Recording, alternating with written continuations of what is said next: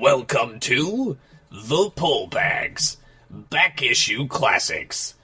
Join us as we talk about comics from yesteryear, from DC, Marvel, and more. So open your ears to hear our discussion of the older continuities, as the Back Issue Classics are also what's in The Pullbag. Hello, ladies and gentlemen, and welcome to The Pullbag. This is yet again another Back Issue Classics. This is the last episode of 2014, and we're going to be doing something a little different. We're going to be doing Image Comics number ones. This is something new I'm trying to be able to check out new series from different comic companies, specifically Image this time around, because they launched, or they have had launched, at least one of these titles is fairly old. Let's see. Wow. Yeah. Here we go. Yeah. The Fade Out, which is one of the titles we'll be talking about, actually came out in August of this year. But Bitch Planet and Rasputin both came out earlier. The Bitch Planet came out December 10th. Rasputin came out October 29th, so we're a little old on that one. But joining me is Jeremy Fine. Hello. How you doing there, good sir? Pretty good. And yeah, at this point I'm going to start using these Back Issue Classics roundup kind of episodes to check out number ones of certain comics and see if I really want to stick to it instead of having to sit here and dedicate time to reviewing or discussing comics that I may or may not want to read after the first issue. So I think it's a pretty good idea.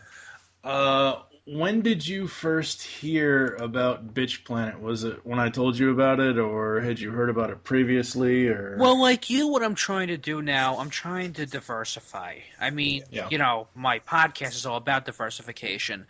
So, Bitch Planet, I mean, when it comes to Image Comics, I just decided to go on a search and find, because with IDW, I listened to some of the pullback episodes, and I'm like, what else can you tell me that I don't already know? And when I went down the rabbit hole, I had heard of Bitch Planet, and I had skimmed through it, but we'll talk about that in a little bit. The one that I'm really impressed with is Fade Out. Because the Fade Out, because, that's classic noir. We talked about the Thin Man a few months ago, and I'm a huge fan of LA Confidential and the video game LA Noir, so I was glad that they're finally bringing this into comic book form. And then, of course, Rasputin, well, I have been a fan of this character, I guess back, you know what, I'll say it, Animaniacs. When he had that bit part where they kind of made him, that famous magician from the 70s and 80s. That was made fun of. Yeah, Family Guy. And then, of course, let's not forget, Rasputin was in 1997's Anastasia. Yeah. So I have been curious. And then in a roundabout way with Ghostbusters 2, Vigo, he's sort of based a little bit on Rasputin. And then finally we got Hellboy. So, yeah, I have been interested to see what a Rasputin comic could be done by an independent publisher, not just Marvel or DC. Because if you put Rasputin in Marvel or DC, it's just going to be him fighting Thor or the Avengers, and that's okay. But we kind of seen Batman versus Dracula, so I'm kind of curious where we could give him a little bit, more dignity. So Image, I have to say, between Image and IDW, outside of Marvel and DC, I've been really impressed with this publisher.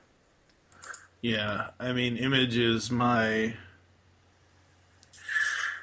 honestly, it's probably my number 2 at this point, because DC has done so many things to just let me down recently.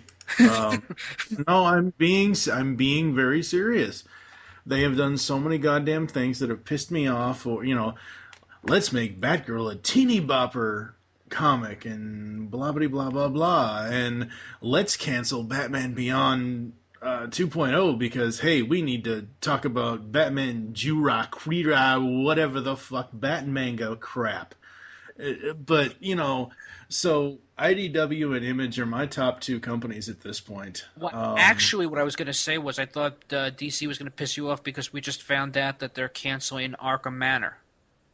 What? When did we find this out? Oh, you didn't. You didn't get. You didn't get my message. Yeah, No. I found out on Facebook there was a whole thing about 2 weeks ago that DC is canceling a lot of series in 2015, and after issue 6, Arkham Manor is going the way of Dodo. They didn't say why. But there's 15 DC cancellations, and yeah, Arkham Manor is like on the chopping block. So far, you and I have only done the first issue of that. We need to do the second issue, and I know the third issue just came out as well, but it's just DC, whatever. But we're here to talk about Image, and first one we're going to talk about is Bitch Planet. I'm basically going to read to you from the Image website what they say about the book. Bitch Planet, the creators are Kelly Sue DeConnick and Valentine DeLandro. 2014 Best Writer Eisner Award nominee Kelly Sue DeConnick from Pretty Deadly and Captain Marvel. And Valentine DeLandro, X Factor team up for the very third time to bring you the premiere issue of Bitch Planet, their highly anticipated women in prison sci-fi exploitation riff. Think Margaret Atwood meets Inglourious Bastards. I don't know if you remember the sitcom in the 80s on Fox called Women in Prison. No. Okay, there was this. Well, I pretty much gave away the premise. It was pretty much one woman who was busted on a crime she didn't commit. Another one murdered her. It was supposed to be like the female black token who murdered her husband and gave like a "who me" type of face. It was a really bizarre show with canned laughter. I think it lasted maybe a season and some change.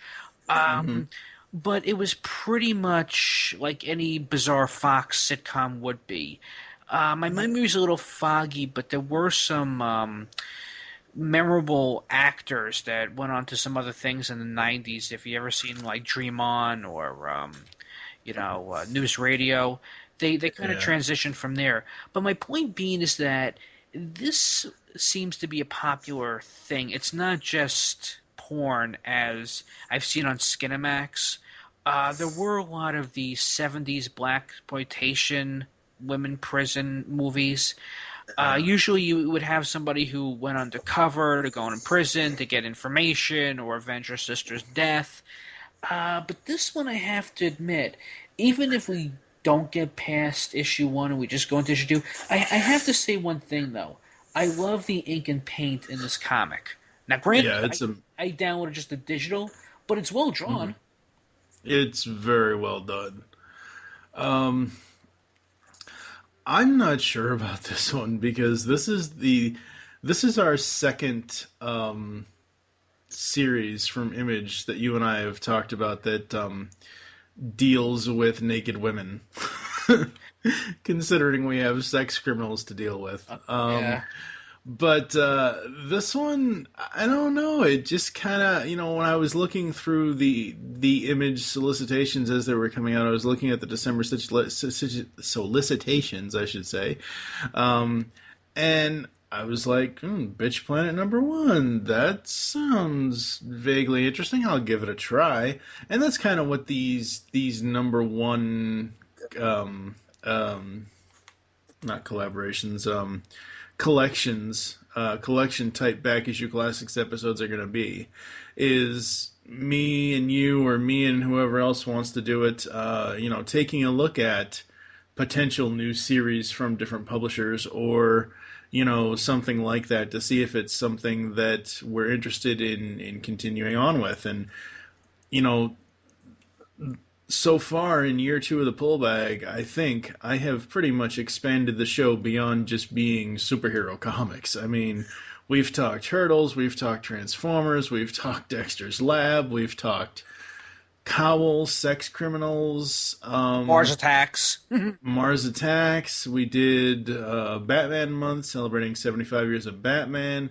Um, and at this point, I am more interested in original content, comic content, or franchise content that I like than I am Batman, Superman, any of the. I mean, you and I did the Marvel Avengers and X-Men #1, and we will be doing the rest of that coverage coming up in the second annual Marvelous March in 2015. But it's like at this point, I want to.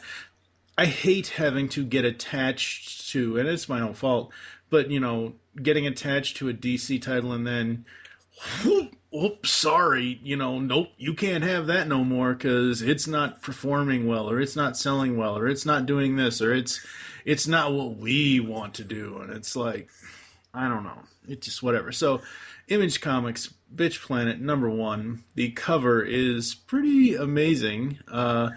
Are you woman enough to survive Bitch Planet? Girl gangs, caged and enraged. Dun dun dun. The poster, I should say, because that's what it feels like for this cover. Yeah. It's a poster. It's not a cover to a comic. It's Right. actually a grindhouse, 1970s grindhouse poster. And you could tell that writer Kelly and art by Valentine, they must have watched a lot of these 1970s grindhouse movies. Mm-hmm. And I know that they tried to make a comeback in '07 with Tarantino and Robert Rodriguez, and unfortunately Grindhouse didn't do its performance even when they tried to chop it up into two separate movies. And it's a shame because I really appreciate the love of this cover. I mean, just look at the colors of it. You have the silhouette of, I guess our heroine, she's in white. In the background, you got all these pinks and purples, and you have on the lower left just like someone just sitting there with a chair, like with these robot guards. You're not too sure what it is. Just I'm just talking about the cover before you read the book. Oh, right, yeah. And then, of course, on the left-hand side, you see where it says caged and enraged, and they're just, like, sitting around in a wrestling ring. And then on the top, you have, like, these two gladiator women fighting. Of course, I said this. It's the 3 Ds. Demographics, distribution, and denominations. The demographics, I know, are going to be for the NC-17. The distribution, I don't know. You can't just put this in any comic book store, unfortunately, or you have to put in a certain section. And the nominations, I don't know how much money this is going to make, but I'm sure with word of mouth, it's not just going to be a sexploitation comic book. I'm not sure how much money it's going to make, but the greatest thing about Image Comics, if your shop doesn't carry this, you can go to their website and buy it directly from them in digital form, in either PDF, EPUB, CBR, or CBZ. So, I mean, the digital price is $2.99 from their website. So, I mean, even at $2.99, the cover price, if you get a print version, is $3.50. But at least they offer you these 4 different ways to, get a digital edition. So I really think Image Comics is taking the internet by storm with how they are selling their comics, because there is no other publisher. Maybe IDW, possibly, I don't know. And I don't know anything about Boom or Valiant or any of those, but between the big two, you can't go on DC Comics' website and buy a digital edition. You can't go on their physical website and do this. You have to have their app, or you have to have Comixology or something like that. The fact that Image Comics actually does sell their material on their own website is amazing. It just is amazing. Yes, they are the little publisher that could. Yeah. So Bitch Planet, we open up and we see that we are on Earth, and I wasn't sure what to think of this comic when I first read it. I got to the 10th page in the guided view for Comixology, and I'm like, what is going on here? It's the future. It's another fucked Yeah. up version of what's going to happen in 3,000 years from now. Yeah. I love the billboard where it says "Eat less, poop more." More, Yeah. less of you to love. Yeah. You know, here's the only thing I'm gonna say. I'm tired of the future being doom and gloom. I wish it was Yeah. more Futurama, but yeah, I mean it's just people that I guess are taking pills, or there's a countdown. I wasn't too sure what they were gonna make of this, but it seems like we kind of have ED 209's like the third cousin that went on a diet and is hovering, which was Yeah. nice. Yeah, Actually, it looks like a combination of Ed 209 and the Recognizer a yeah. little bit. it's like RoboCop meets Tron. Oh God, I can't imagine RoboCop in the Tron world. But I guess this countdown is for some sort of radio gig or something, or voiceover gig. So it's like one of those countdowns, and we see this these outer space kind of things with captions and basically saying space is the mother who receives us. You see, Earth is the father, and your father has cast you out. And again, this is the way that this is one of the reasons why I love the guided view technology on Comixology, because it starts you off with all these panels, and you know it's going back and forth, but when you finally look at it like in a single page view, it's just an amazing page, and it shows you all these characters and all these women. Various shapes and sizes, for the most part, and these guys going back and forth discussing them. That's interesting to me. I love the fact how we have these images where you just have this docu almost reminds me of the movie The Warriors. Like you never see her, you just see her mouth, which is what I love. But then I love how these women are hooked up, and it's like, you know, you've been cast out for your trespass, your gluttony, your pride, your weakness, and your wickedness. And gluttony, of course, we have one of my favorite characters, BB Big Born. I love. She kind of reminds me of Divine from the John Water movies. But yeah, it seems like past her, the rest of them. At first, I thought they were going to go with the seven deadly sins because they have gluttony and pride, but then they just go with trespass and weakness and wickedness. So we're not too sure why they're here, and I guess the countdown is not because of what's happening on Earth. Because at first I thought, okay, they're going to be counting down to taking medicine or something, but no, I think it's just that they're going to be set up to get into a shower and be part of gladiator games. And it's we get to the title, Bitch Planet, which I guess, would be a great cold opening.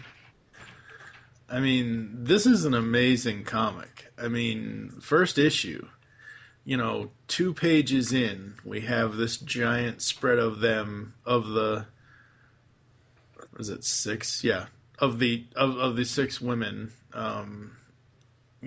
hooked up to all this stuff. And then we get the title, and just an amazing title, and then we go into the rest of the story and we see, basically they're arriving at the prison. You see this automated system woman. It's just it's just crazy. I know this is gonna sound wrong because it's a women's prison and all the women are naked, but it reminds me of Synergy from Gem and the Holograms. I was about to say that with the giant thick hair and yeah. I was about to say that too. It's Synergy gone bad. Yep, pretty much. Nicole would kill us if we said that.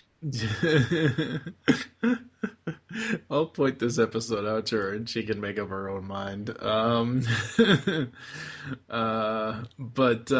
So we have this going on. this whole coming into the prison thing reminds me of the coming into the prison scene for Shawshank Redemption. It really does. Coming in, obviously in Shawshank they weren't naked, but coming in, getting the uniforms, going through the processing of becoming prisoners. And I love I love the born big chick, and she's just like, where am I supposed to put my other tit? It's like, oh my god. If you want to, and I'll send you a Go copy ahead. if you want. There's this great John Waters movie called Female Trouble with Divine. It's awesome. It's this overweight woman that doesn't get cha-cha heels for Christmas, so she beats the crap out of her parents, and she just like runs away, and she becomes a thief and a shit kicker, and it's great. And then she gets arrested because she's murdered all these people, and she finds like death row to be the Oscars for her. And that's what this character reminds me of, because it's the same way. She's just like running around and cursing and screaming. This is one of my favorite characters so far. Like if we had to do a countdown of favorite comic book characters, I don't know where. It's too early to put her in the top 25, but Yeah. I'd say between 25 and 50 she'd be up there. Yeah, I mean it's a nice little fun character where it's like, I'm not, I am a bigger woman. These tiny little petite uniforms are not going to fit me. So she goes off and basically punches one of the guards, and a whole fight breaks out. What do you think of the art so far? I Like love with the well, art. yeah. The art is like something out of a 70s comic. Mm-hmm. It feels, you look at the facial expressions with Big Born, especially with the Yeah. panels like "Bitch, I know my size," and the way that she's just like mouthing off, and you can see the side like with the mohawk, and you can even see with the officers wearing like these face masks. It is, and of course, there's the other panel where we see her backside and her, behind Yeah. sticking out. This is probably the most realistic character, and then you can even see the emotion in their eyes, and it does a great deal of taking three colors so far: pink, purple, actually four: pink, purple, white, blue, and green, and making those four colors work. I just Oh Absolutely. wait, I'm sorry. And then of course you got two more. You got I guess, Black. yeah, well, black, a really really dark gray.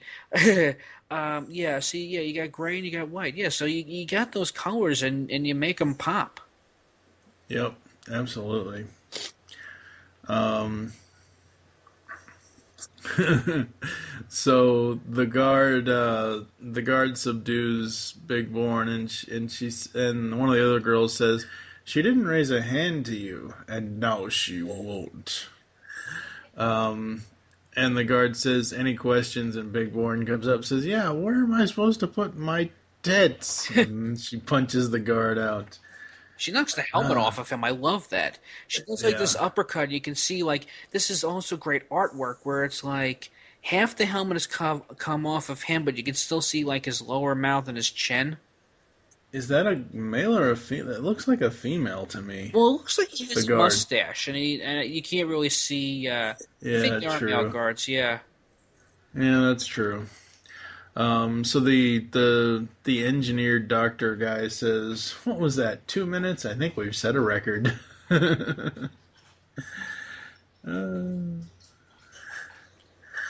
uh, so they're taking bets on which one is the innocent one, and we find out it is a white lady. Says, "I do not belong here. I don't deserve this. You have to help me, please." Crack. No one deserves this, especially not after everything I have done for you people. Um, so we go to some guy who wants to speak to someone in charge, and apparently this is that lady's husband. He wants to get his wife back, and saying that it's all a mistake, and The other guy is saying, "Oh, we have safeguards." Well, the safeguards failed. And apparently, what this is showing us is that apparently Earth is has become a police state pretty much at this point, because apparently there are so many rules, and you can't do this and you can't do that, and you can't have. Apparently, freedom of speech has gone away, kind of like nowadays with Obamacare. But anyway, Again, this it's interesting with the references of what we think is going to happen in the future. I mean, we've had the novel 1984. There was even a Twilight Zone episode that never made it to air called "Gentlemen, Be Seated," where laughter was outlawed. And I love the fact that you've taken an old idea, but you haven't crammed it down our throats just yet with Earth being a police state. I mean, this is nothing new, mind you. It's just that this is a fresher idea in comic book form. But you have, instead of having the typical "you've gone too far this time," you have a guy that really doesn't have any power, which is smart. And he even tries to bring up Bitch Planet, but he gets cut off and yep. Yeah.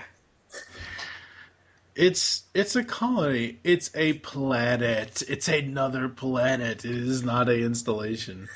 And I love the exchange on the next page, the next few pages, after the guy says, "Isn't technology a wonderful thing?" The exchanges on the next pages between the two of the doctors, I guess. So which one is it? White girl, of course. It just makes me laugh that it's just so silly. So Marianne Collins is the one that spoke up saying she's not supposed to be there, and they have this hard light construct thing that we called synergy earlier, and apparently this thing can change into various forms and personalities, and because of Marion and who she is, they change it into the Catholic one, the nun, which is interesting. I love how they combine the light and the dark in this book, because they go to a point where they say "lights up," and that's when the hard light construct comes through, and it's pretty much bright white with pink in it. It's very, very interesting. What do you think of the prison scene here where Marianne is stating her name?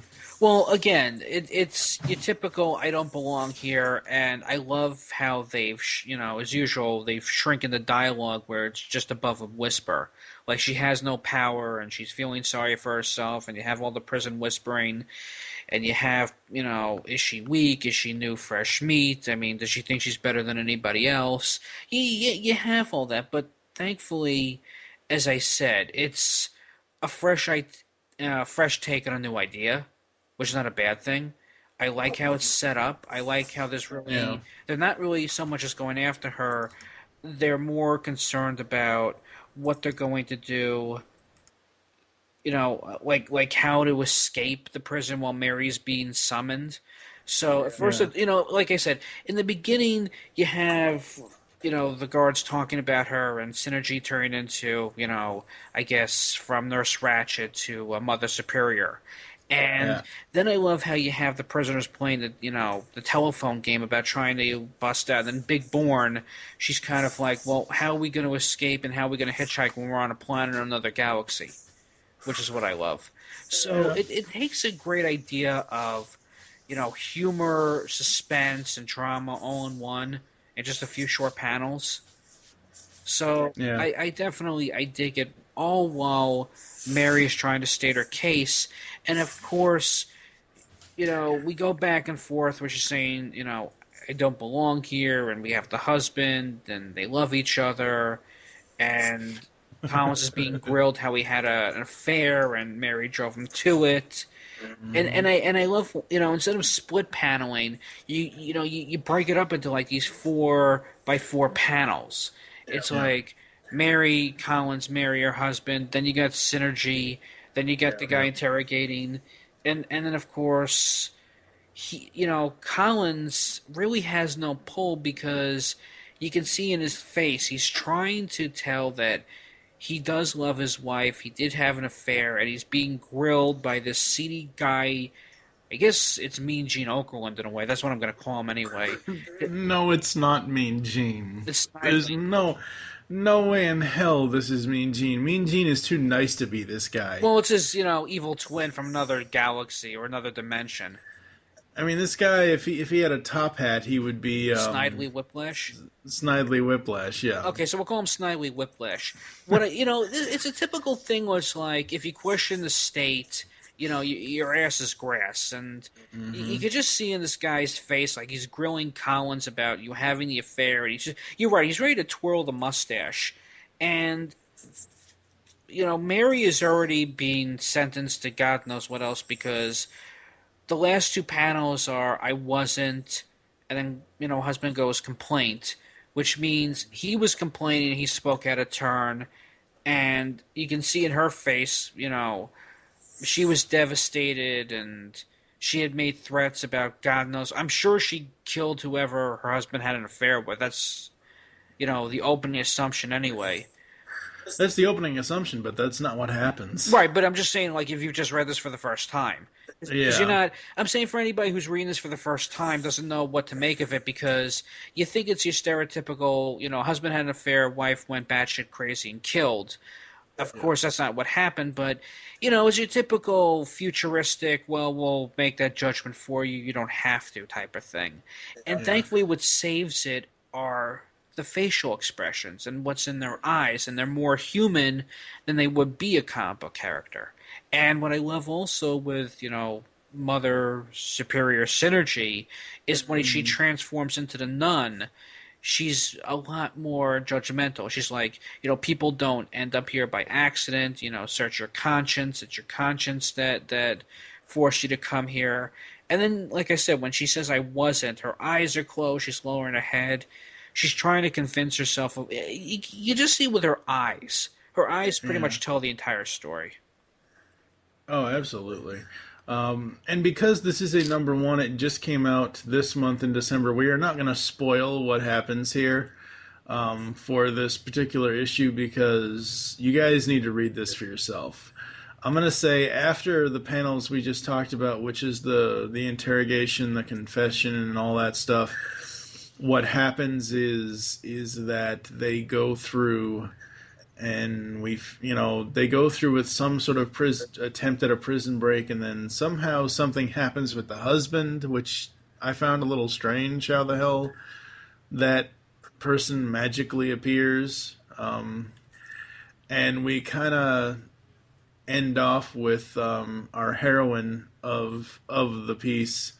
Going up against the people in the prison because of a death at the prison.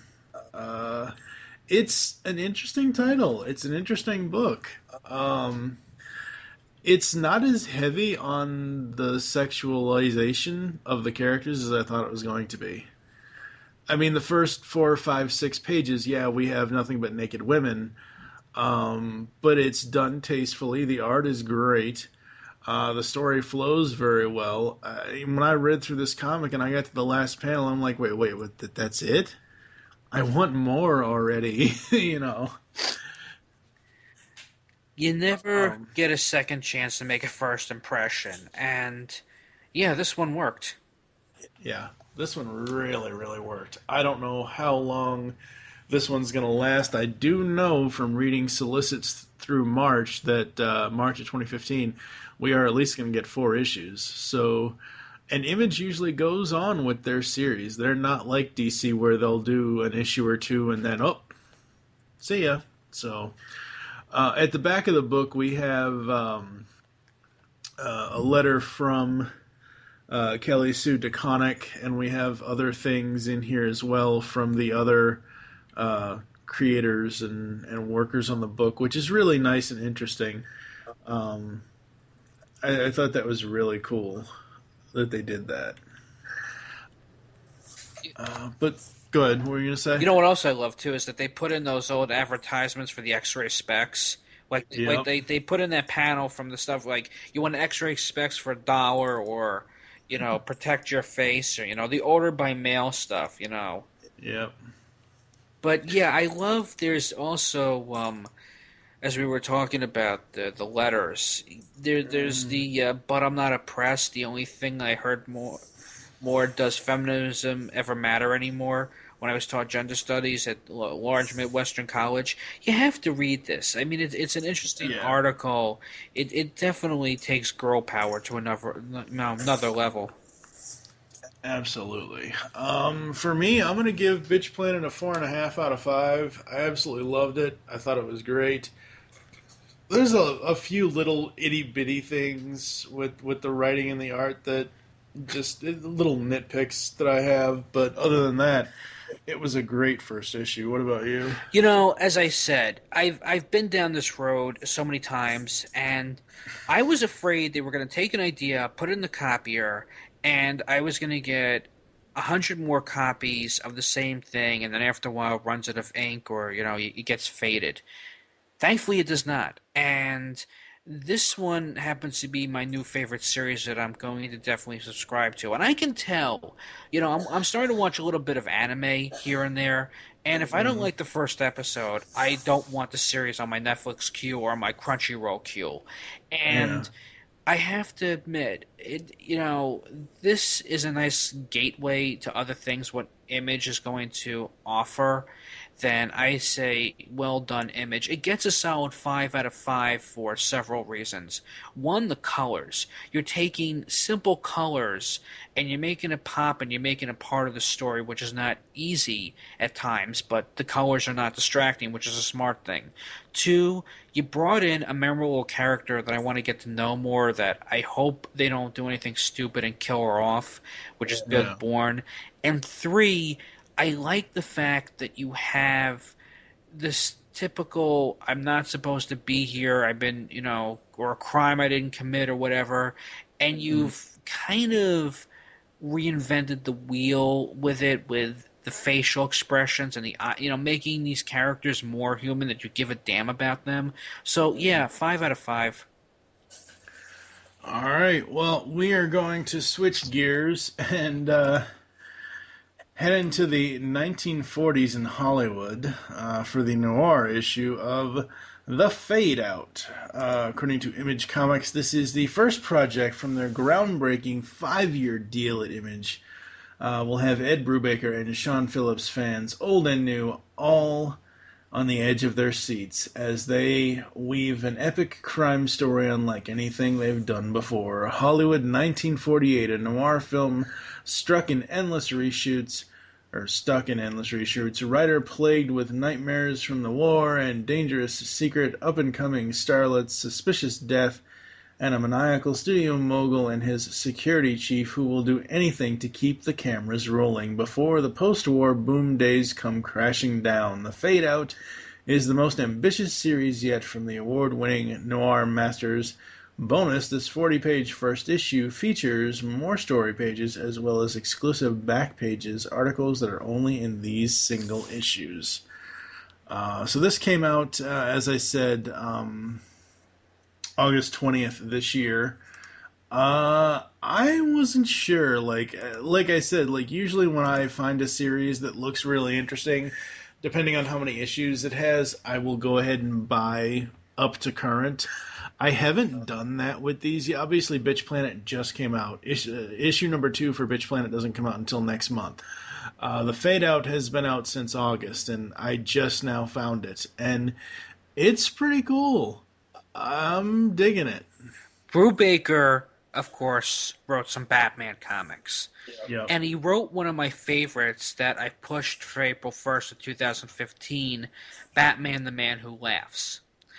If anybody respects 40s comics in the 21st century, it's Brubaker. Yeah. And hands down, I knew once I heard it was going to be Brubaker that was going to be writing this series, I knew this was going to be in good hands. And Sean Phillips also is a well-known name. He's also, inked a few books besides Batman. Also, the Cthulhu Chronicles, which I love, and I'll get to that another time, as well as Stephen King's Gunslinger, because they took that and they made that into a comic book, which I also would recommend, and the Marvel Zombie series, at least the first couple of the series of that little arc.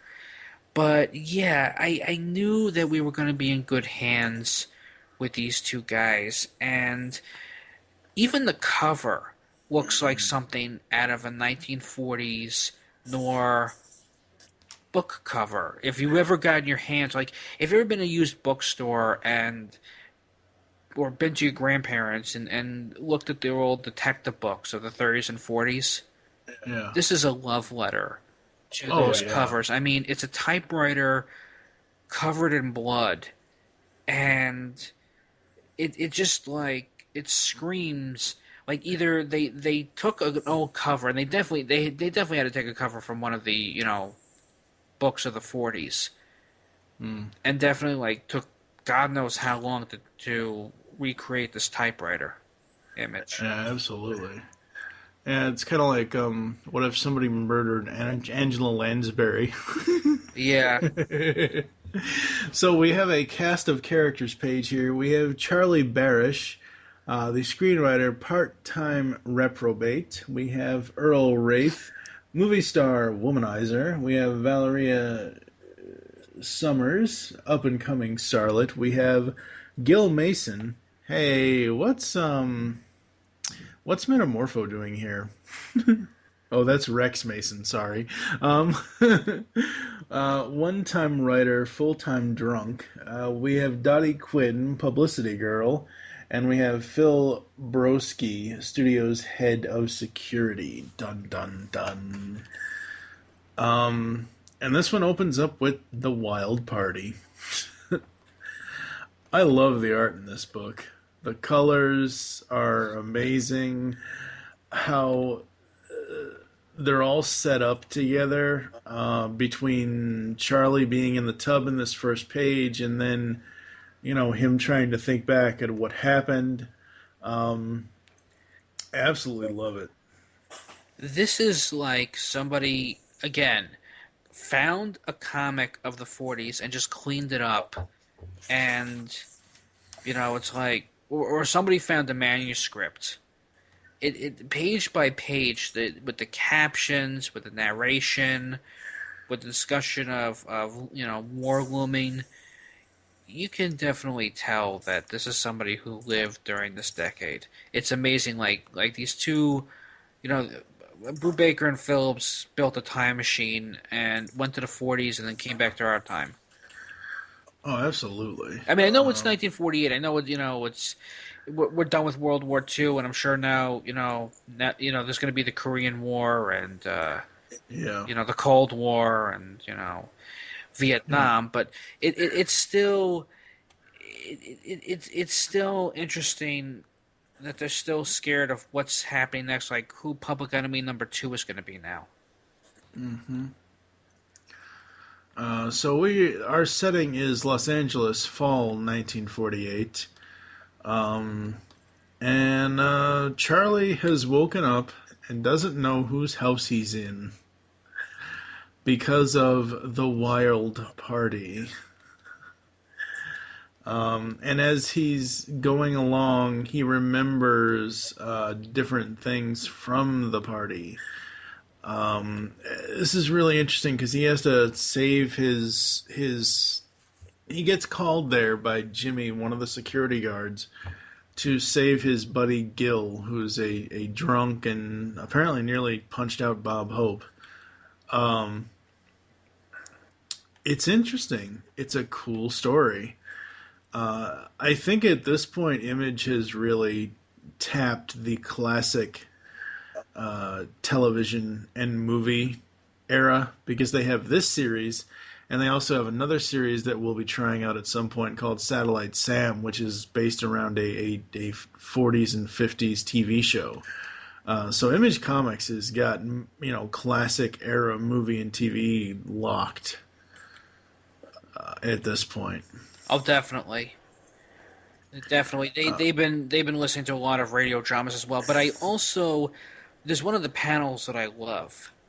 And we'll get there when we get there. We're almost there. I don't want to jump too far ahead. But... No, go ahead. Okay, one of the panels that I really appreciate, of course, you have to have that woman in the red dress. Every murder mystery of the 40s, it's always that sultry blonde. And something has done her in, and, our main character knew her, but he was either drunk or he was knocked out, and he can't remember, and he has to retrace his steps. But there's a great shot, or panels anyway, of her smoking a cigarette, and when we get to, like the smoke is forming her body. Yeah. Like there's the details of her holding a cigarette. It seems like the cigarette smoke is creating her ghost, and then all of a sudden it's like we see our character. I think her name is Val at this point. Yeah, Val. And we just see like she's dead, and her stocking has been torn, and it's coming through their dress. But it's just a great image of how this woman is forming and getting back into his mind. To me, that was great artwork right there. Oh, absolutely. Because we have her smoking the cigarette and her putting it up to her lips, and then the smoke kind of invades the image, and he then remembers, and he's like, oh shit, Val. And we see her in real life, and it's like, wow. So Val is dead, and now comes the cover-up. He basically erases all traces of himself being at her house. We then go to the Victory Street Pictures studios, and we meet Dottie, who is writing up bios for the stars. Yeah, Dottie. Dottie, I don't know. She looks familiar for some reason. She looks like a 40s version of Peggy Brandt. Actually, I was thinking more along the lines of Roger Rabbit, Dolores. But yeah, Dottie, well, with the glasses. Yeah, I can kind of see that a little bit, but Dolores is a hell of a lot better looking. I guess I should took the glasses off, but yeah. We have to have this type of, his girl Friday in a way. The fast talker. Victory Street Pictures. I guess it's kind of like with Roger Rabbit or any other fictional, L.A. big picture, but, for legal reasons we'll call it something else. Right. It's a good setup, I guess. I mean, it doesn't slow anything down. Everybody's chain smoking, and, I guess Dottie's, nice and playing off the characters. She's okay. Nothing great. She's just there for the sake of being... I don't think she's filler either, but... No, she's not filler, but she is there to set up the studio characters. The people that we'll see in the studio. Yeah.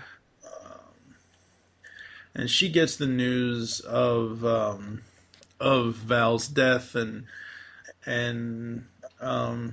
apparently Charlie was trying to fill in the spots all night again when he'd fallen asleep for a second time.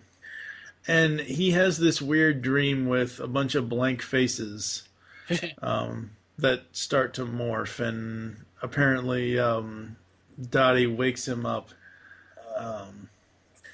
And she says, "My God, how much booze did you drink last night?" "All of it, I think. At least it feels like it. Idiot." Yeah.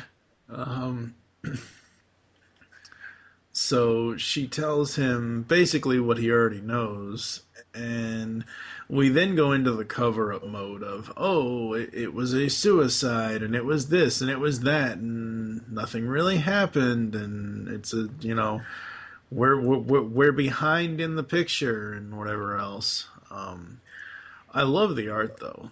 The art's amazing. If you look at the panel where it says, "Of course, that's not true. He may think of Dottie as different."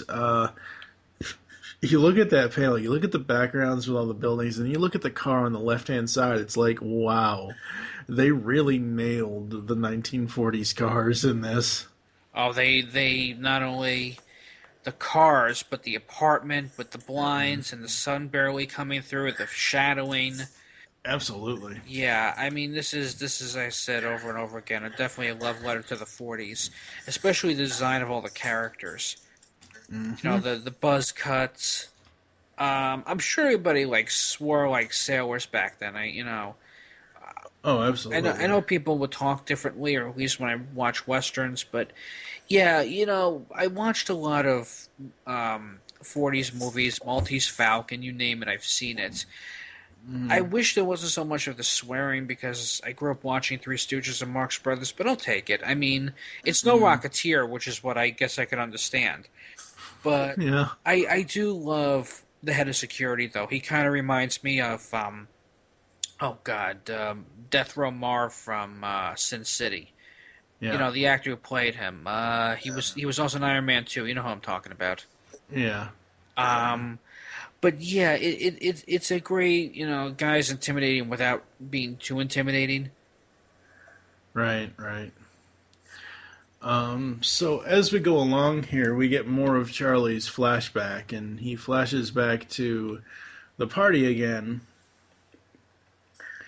He talks about, every woman in America would love to be at one of Earl Rath's parties, or Nights of Infamy, and it shows all this stuff. It shows two naked women in the pool. It shows two women kiss. It actually shows Val and another woman kissing.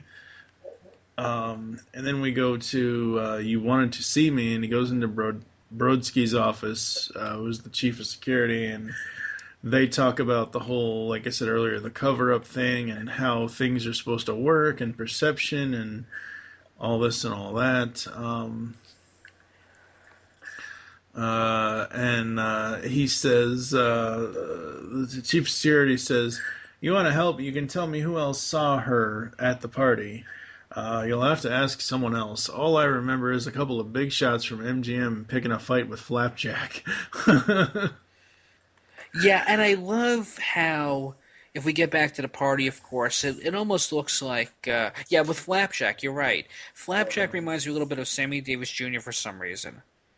But I guess it's the late 40s, so of course, racial tolerance, nothing's really changed too much. A guy being held down and the other one's beating the tar out of this one. We can see the blood coming out of his mouth. But again, it's good imaging.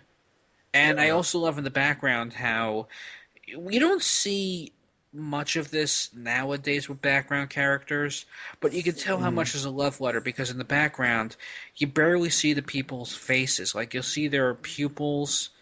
You won't see their mouths and their noses, it's just like a dot. Today, every nook and cranny with the background character has to be put in. But here, you can see while Flapjack is being, crap getting kicked out of him, you can see, like, two women that have no faces. Mm-hmm. So, as I said, this is definitely a love letter to comics of yesteryear. Oh, absolutely. I mean, they really nailed the time period and the feel of what the time period is supposed to be. I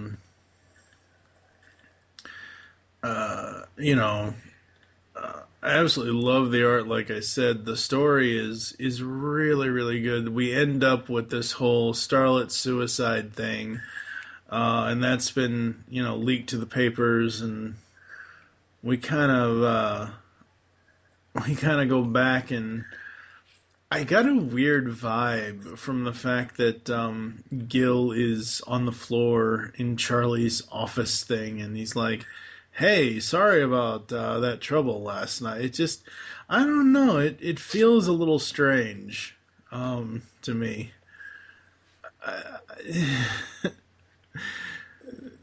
There seem to be some...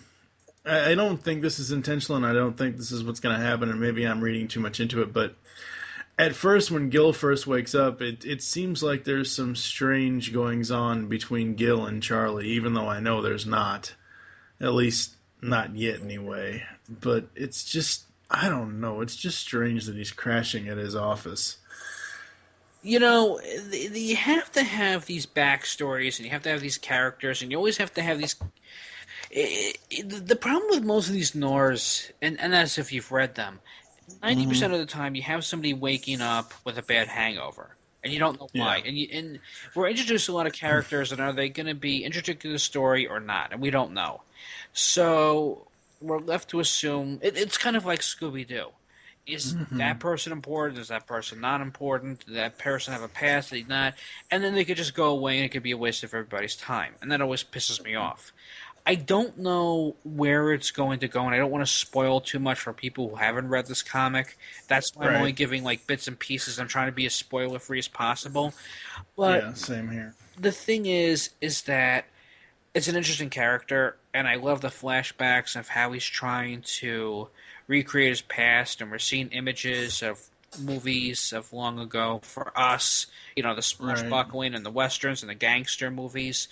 And then, of course, we go to him crashing at another, you know, this guy's house and going, what the hell is going on, and who are you? And, not, you know, like, I know we know who you are, but what's happened to you? You've changed, Gil, and we don't know why or what's, you know, you're the best way to describe this without giving away too much is that who are you? What's going on? I know you, you know me, but now somehow you've changed. Why? Yeah. And that's the best way to describe these genre stories.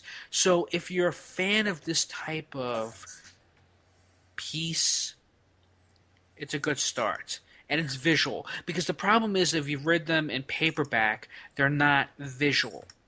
You know, I've read a lot of them that I've had to put down and try to visualize. Here, it's extremely visual. Yeah. So definitely with the colors, the lighting, the texture, the mood, pick up this comic.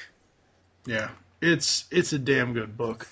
And we will be continuing in covering it. We're not going to give away the ending to this one because it's an interesting ending. I will say that it was nice that Brubaker and Phillips wrote this long 2-page kind of letter introducing us to the series and talking about that kind of thing. You know, reading these comics specifically, Bitch Planet and the Fade Out, reading them digitally, just so I can read them a little bit better. I almost want to pick up the print issues so I can read the stuff in the back that has, you know, the letters and that kind of stuff. So the final book, which really, the only part we really need to talk about is the beginning part, because the rest of it is nothing but imagery for the most part until the monologue picks up. But the final book is Rasputin #1, released October 29th, 2014. According to Image Comics website, it says, Dracula at Downton Abbey. In one night, Rasputin was poisoned, beaten, stabbed, shot in the head, drowned, and then tied up and thrown in a frozen river. It was a really bad timing. His beard was just coming in nicely. New York Times best-selling author Alex Gratian and fan-favorite artist Riley Rossimo reunite for the first time since their critically acclaimed series Proof. Now, I saw this in the solicitations for Image Comics, and I was like, wait, what? They're really doing this? Because to me, all as I know of Rasputin is honestly what I learned in history class and seeing Anastasia. That's really all I know. And, you know, Doc Brown as the voice of Rasputin in Anastasia really paints a bad picture for the character. And let's not mince words. This guy was horrible when he was alive. You know, here's the problem, and this is why I love how Hollywood likes to insult our intelligence. They somehow took this character and put him in Animaniacs, and they put him in a Don Bluth movie. You know, they didn't talk about, and by they, our my teachers, at least, did not talk about Rasputin, and I don't know if they could. I mean, after all, you would probably have to be 21 years or over. And the same thing goes with Caligula. I mean, I used to see the VHS in my video store, but when I finally did sit down and rent it, after it was again, I was surprised he was even discussed in a Pinky and the Brain cartoon. But when I sat down and finally watched, I was like, how can they get away with putting this in a Steven Spielberg cartoon? The thing is that Rasputin, yeah, I don't know how you can even make him into a nice guy, or you can't make him into a WWE wrestler. That's the first thing. And this one, if it helps to talk about his backstory and about who and what he is, that's great. If you're gonna do it, Image Comics is the one, as I said, knows how to do it right, and we're gonna get into it. I mean, it is short, sweet, and to the point. The good news is that it's. I will give away one thing right now. It is going to be 3-0 for Image. Well, actually 4-0 if we count Sex Criminals. And you know what? I'm going to put my hat in the race. We definitely got to talk about Proof. I did read that, released issue number 1.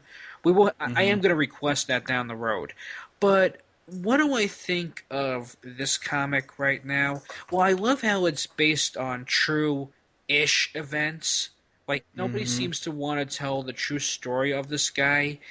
And the cover again. I mean, Image knows its covers. We see, I guess, like, not so much of a silhouette of Rasputin, but we see his head.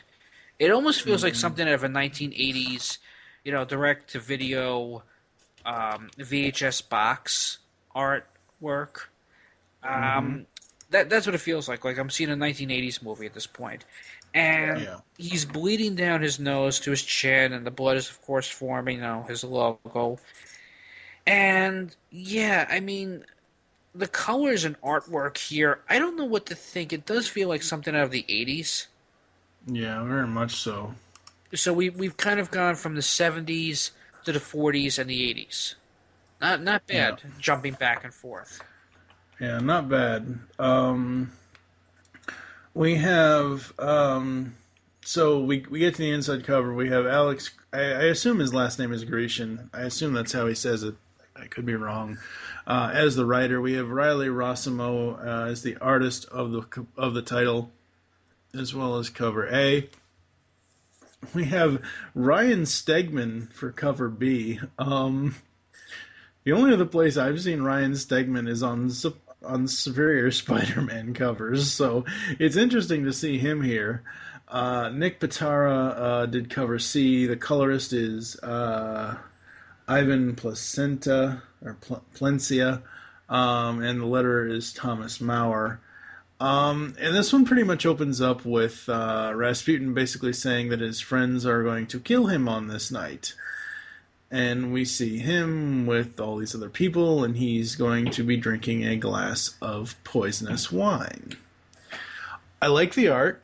I think the art's great. I think the characters are all great. What about you? What do you think of the opening here? Well, I love the characters. One of them looks like he belongs in an anime. The one with the beard. It almost looks like his beard and his mustache or his mouth. And then, of course, it kind of looks like Commissioner Gordon in a way standing over the maid, like he's wearing stilts. I don't know why. It just looks like. Well, that's his dead father. I know. We'll come to find out. Yeah. Yeah, but I do enjoy that. And then, of course, Rasputin looks like he's wearing like feathers or something. It was hard to tell with him, but I love the drawings of these characters and him sitting down, ready to drink the wine, and of course, as he's about to, we go, I guess, back to his past with the crow and, Siberia, of what he was like with his father. Yeah. And most of this is, the father asks him if it's too much wood, and he says no, and he says, good, keep up, and, they're going through the frozen wasteland. And there's no dialogue. There's no nothing. It's just imagery of the two of them walking through Siberia. We don't get another we don't get another really speech bubble until they get back to their supposed home, and this woman has a speech bubble of a log and a question mark. And then the father just throws it at her. Catch! We come to find out this is Rasputin's mother. And it's basically a domestic dispute at this point. Again, I love the facial expressions with this because he looks like Bluto, and this is Olive Oil, the domestic violence years. Yep. And he's towering over her, and he's laughing that he threw the wood in her face, and it's like, catch. And we see her going from these panels from, like, feeling weak to her just snapping and giving this scowl, and one of her eyes is, blackened, and then, like, rolling her eyes and spitting at him. And it's all just told in images. And then he's about to hit her, and she goes, no, but she's not. It's like, no, don't. Like, she's ready to fight back, and he socks her. Yep. And pretty much you can see the blood splattering, and he's killed her with one blow.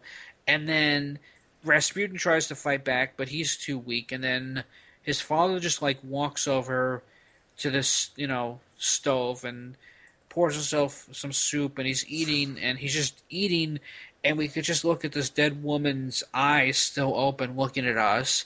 He picks himself up when he's done eating. He walks out. Rasputin finally talks to his mother, and he's able to, I guess, bring her back to life. Kind of. He brings her back to life, and I don't know. It's a little strange.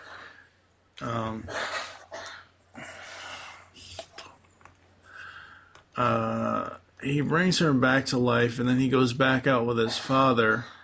His father has an axe and a fish, and we see all that, and we see that the father has to go up against a bear. The father kills the bear, but Rasputin once again brings it back to life.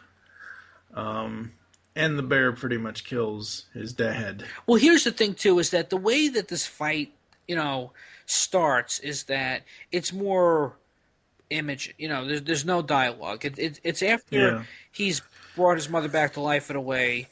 She does say, "Oh, my poor Grigori," and she pours soup for both of them. Rasputin then goes back out. Apparently his father's killed these two mudfish, or, whatever it is in Siberia, and he's offering Rasputin a bottle of alcohol, I guess in Siberia it should be vodka. The bear comes out of nowhere and eats the fish, and it roars, and then his father roars back at the bear. It's like, you don't take my fish away from me. And the bear has his claws. Rasputin's father has the axe. He's just slashing the bear, and Rasputin just sees, like, his father is attacking the bear with an axe. The bear then is trying to get away, and Rasputin's father still wants to kill this defenseless bear. And that's when Rasputin just, like, walks over to his father, the bear, and then he brings the father's bear back to life, his kill back to life. And all the father can say, is a skull that comes out of his mouth. I guess speech bubble, whatever. The bear is brought back to life. And then, I love this, there's a stare down. It's like, you have Rasputin with the one blackened eye, and the bear looks at him, and the bear just walks away. And then, we see the dead body of the father, and Rasputin takes what's left of the fish, and he looks, we have this huge image of the father. It's like, my middle name, I hope I get this right, Elfinach, means that I am the son of Elfin, and the father's pretty much dead. And then we go back to Rasputin, where, his father's standing over him, or at least the ghost anyway. Yeah. FM Rasputin, my father. Some people toast to long life or good health. They pray for spiritual guidance or wish for one last word with the loved ones. Some people have no idea. And we close. And Rasputin drinks the wine, and it just kind of leaves it off there. Overall, I thought this issue was weird. The beginning was cool, it was interesting, it was great. I still don't know if I can root for a character like Rasputin, because in the back pages of this comic, we have Alex Gresham writing, or Alex, Riley, and Ivan writing letters to the reader about, why make a comic about Russia's mad monk, Rasputin. And they go on to explain it, and I'll let people go ahead and read it when they get the comic. But it just, I don't know, it's really weird for me reading something like this. I grew up reading the EC Tales from the Crypt, Vault of Horror, and Haunt of Fear comics. And the gore factor alone was insane. This is tame compared to what I read with those horror comics. No, it is. It is very tame. I'm not complaining about the gore at all. I'm just complaining. I'm conflicted about how I should feel about this character, because we've known him to be a sadistic asshole in the past. Right, and that's my other point, because my second point is that, are we supposed to care about somebody that we know a lot about, and is this supposed to be a biopic? Is this supposed to be the finally, we're never going to get a movie version done the right way, because, as I said, he's either been a comic book villain in Hellboy, or he's been on Tiny Toons. Like, are we ever going to get the real story? And do we want the real story? And I don't know how I feel, but I will say one thing: comic books are supposed to have dialogue and conflict and good versus evil, but here it's a great dialogue-less, just seeing images of Rasputin's father beat his mother, Rasputin using his powers. We don't know how he's gotten them yet. And him then seeing his father wrestle not a polar bear, but a grizzly bear. bear. Yeah. And then Rasputin, bonding, I guess, in a way with that bear. We can see also when he has that, once he brings the bear back to life, the right side of the bear's eye is now green. I don't know if that's going to be as familiar or whatever, but I am conflicted too. But you know what? It's an interesting story, and it's enough for me to say, okay, you had my curiosity, now you have my interest. I want to see what issue 2 takes me. I usually will give this like another 2 or 3 issues before I say thank you, good night, sir, but I'm going to give all 3 a 5 out of 5, and I definitely am going to give this one a second chance. I love the dialogue-less images, I love the colors, and I love the mood. The only thing I don't like are the bookends to this story. And the bookends are him sitting down to drink the wine. Mm-hmm. Because I feel that if they would have taken out him sitting down talking to these people and then showing him drinking the wine, I just think they should have taken those pages out and shown them later. I hate flashbacks, but it works. Yeah. I think for me, and I forgot to rate. I know you said you were going to rate all 3 of 5. I forgot to rate the Fade Out. The Fade Out, I'll give a 4.5. I do really like it, but at the same time, I just need to know more about it. I need to read more about it. With this one, though, I'm interested. We are still going to probably cover this, but I gotta give it a 3.5. I don't know how to feel about this, because, I mean, yeah, a picture is worth 1,000 words, and without dialogue, it does work here, but it doesn't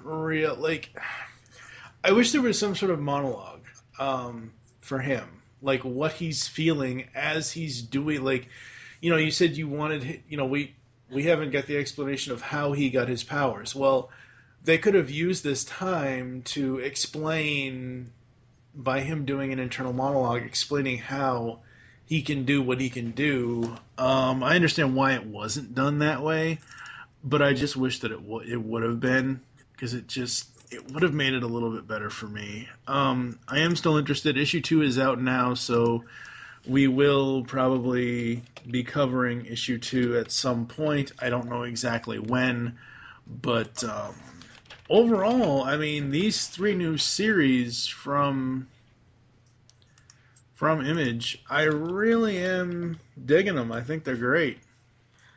I think they're great too, and Image next to IDW, well played, sir. Really, well played with this series. I mean, I have read Boom and Blue Letter and some other independent series, but they've seemed to have just faded off into obscurity. I think the only one that saved one of those independent is that Adam West wrote a comic book. It only lasted about 16 issues. And unfortunately, I don't know what happened, and it just, like, died. But Image seems to be coming. It's more of the grown-up feel without being too racy. It definitely respects the reader's intelligence, and it doesn't insult it. So I have to say it's more of that grown-up feel for a comic book series. And as I said, I can't wait to see what else Image has to offer. So, well, yeah, one day if we ever get around to it, I definitely want to discuss Proof with you. Yeah, absolutely. It's just such a great. I mean, these series all have a really good start to them. And like I said, we will be doing future coverage and seeing what these series are like in a little while. At the end of the last Back Issue Classics, I pretty much gave everybody a hint as to what's coming up for the pull bag in January. I'll do it again one more time since this is the end of the year. In January 2015, we are going to be having Angel's Smile Time from IDW, Batman Beyond 10,000 Clowns, and Batgirl Beyond. Joe Reed and I are going to do the first commentaries, which is the new section for the year 3 of the podcast for TMNT 90. And then we'll be doing TMNT issues 41, 42, which is the first 2 chapters of Attack on Technodrome. And then hopefully Ada Baron and I can do Masters of the Universe 2013 ongoing issues 13 and 19. So that's what's coming up inside the pull bag. What do you got going on over at Hunnick Outcast? Well, we already finished up Season 1 with King Kong vs. Godzilla, but I'm going to be releasing some holiday-themed episodes. Dane Lamont from Dane and Jake at Classy and Punisher Body Count joined me for commentary on Scrooged. And I'm also going to be discussing Santa's Sleigh and Team America World Police because North Korea decided to pull the interview, and then we were going to get Team America in its place, and that got pulled. So I figured I'd discuss that, like what the big deal about that movie is. And then, of course, Wyatt will be back with me in January with Season 2. Howard the Duck apparently is waddling his way back into Marvel. So we're going to be finishing the 70s comics that were made before Gerber passed away.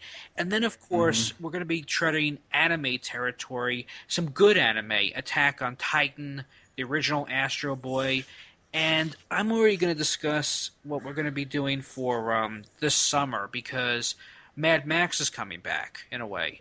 So we're going back with a Mad Max retrospective as well as The Omen, because it seems to be everything is post-apocalyptic again.